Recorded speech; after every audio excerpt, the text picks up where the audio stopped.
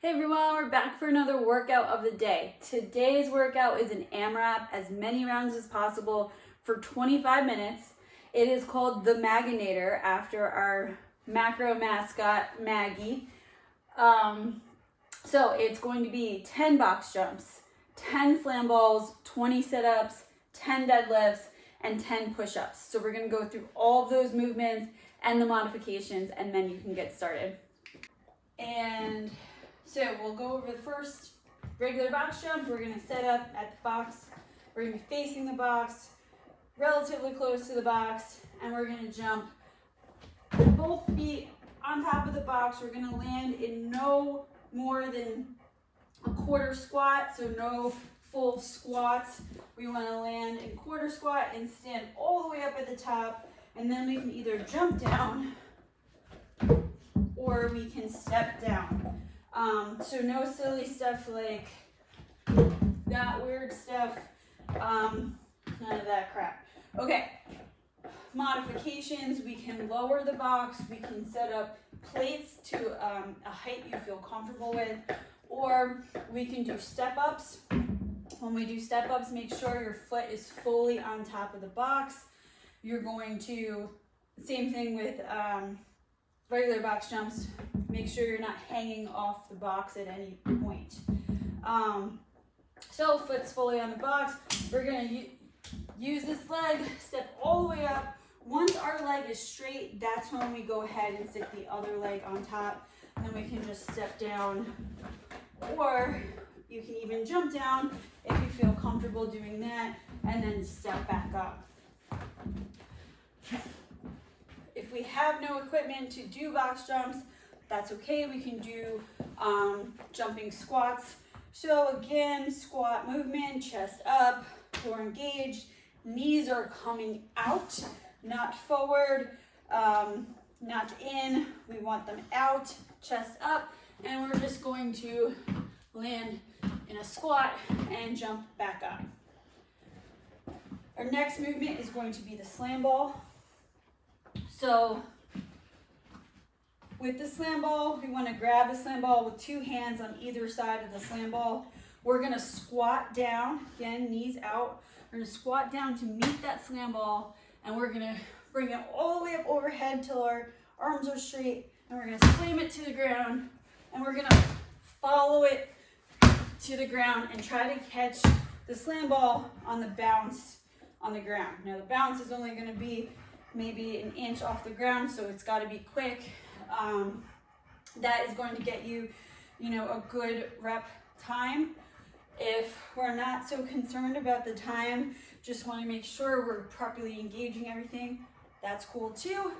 Just make sure you're coming down and then slam the ball hard on the ground and then go ahead and pick it up. Important thing, always keep that chest up, always squat down to meet the ball. Don't bend over to meet the ball, and come all the way up. Don't just come to here, come all the way up overhead before slamming the ball back down. So if you don't have a slam ball, but have your lovely med ball, you can do slam balls with a med ball. Just remember, a med ball is going to bounce way more than a slam ball, so be prepared for that. You don't really need to slam it down as hard, but again, we're gonna come back down, squat, both hands either side, all the way up, and you can catch it on the bounce.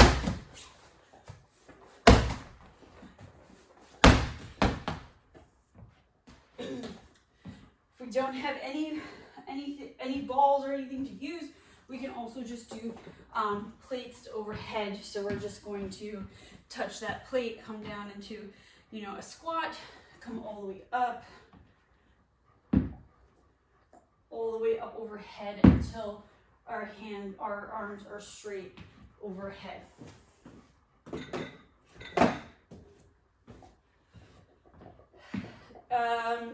Sit-ups.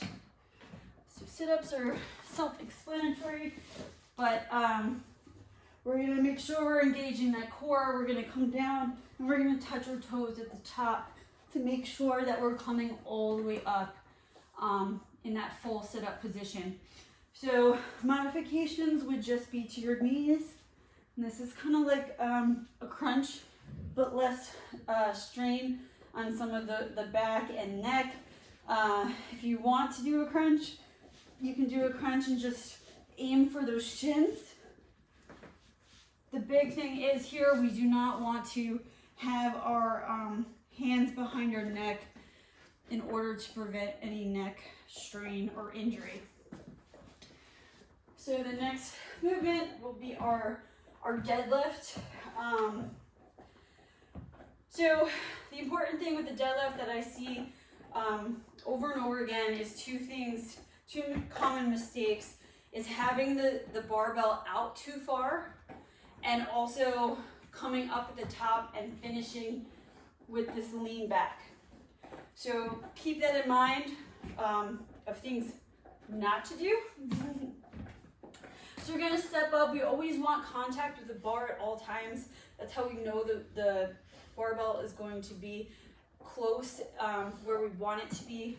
The reason why we don't want it out here when we come up is because there's nothing to support it, right? So now you're really straining your back and shoulders and your lower back especially. So you're trying to stand up this weight and it's only being supported here.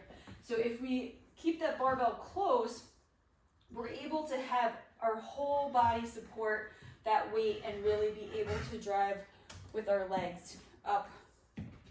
So again, set up, you're gonna be about hip width apart, maybe slightly wider. You're gonna take your thumbs and put them about a thumb width away from the smooth part. Now you can do a regular grip, or you can do a mixed grip where you have one palm facing out, one palm facing in. And this just, the reason why we do this in a deadlift, the only lift really, is to really just keep that bar in our hands and prevent it from kind of rolling out, especially if the weight is higher. So we're gonna come down. Our butt is always going to stay above our knee. So when we come down, we're not squatting down. We're just bringing our hips back.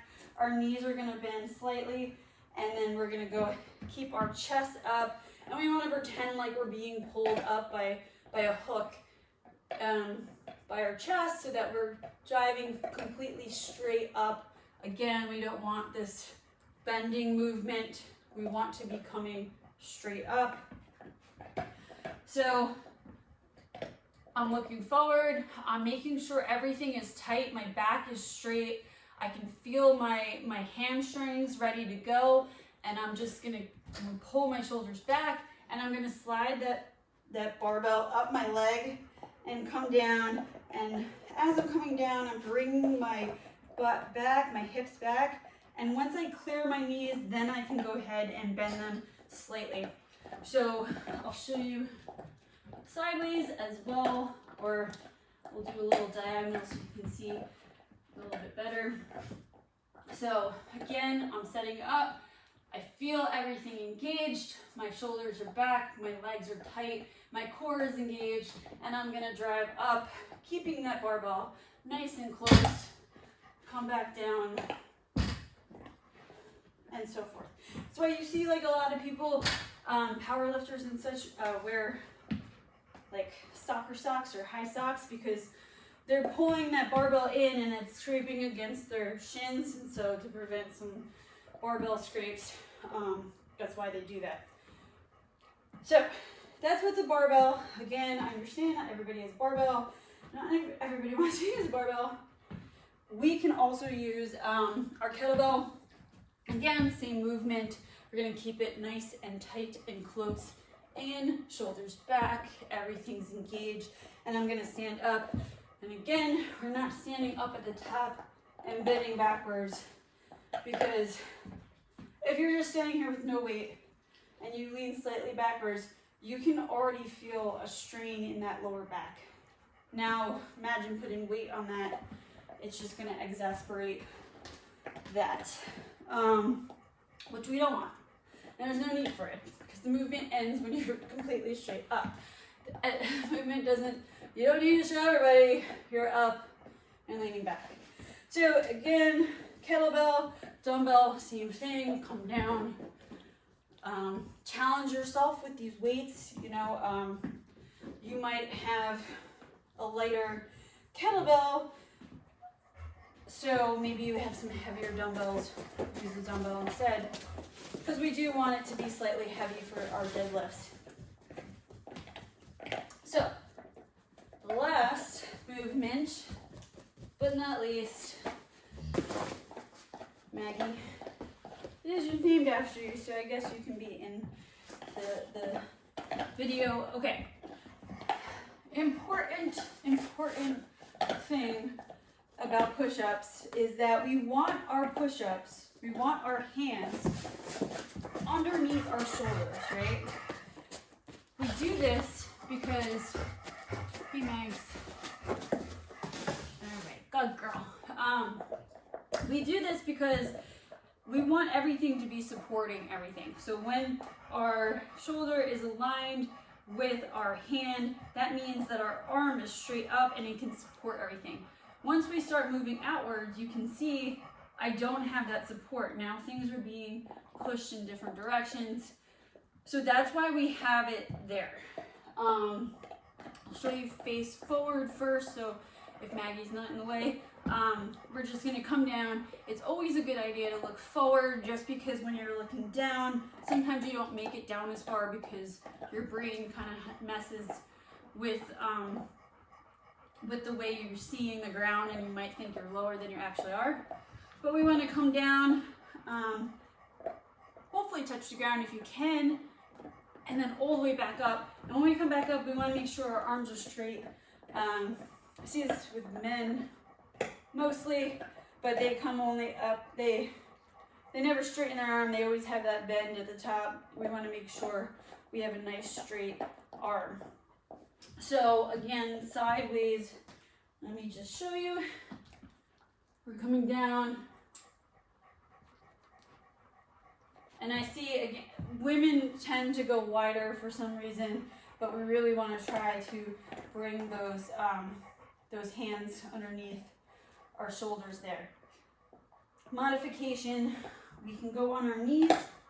Now, the important thing when you're on your knees, you don't want to be sitting like this. Like, you want to be forward and leaning into those hands so that you're getting everything out of the push-up as if you were doing it, you know, a regular push-up. So we're going to come down, touch the ground, and so forth. So,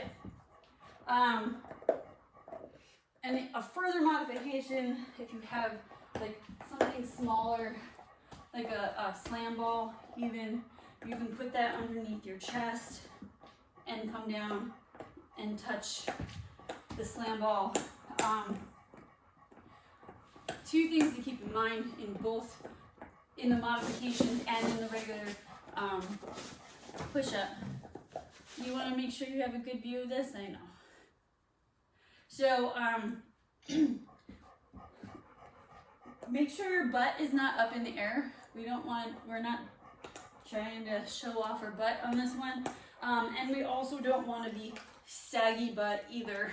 So, no saggy butt, no over extenuating your butt.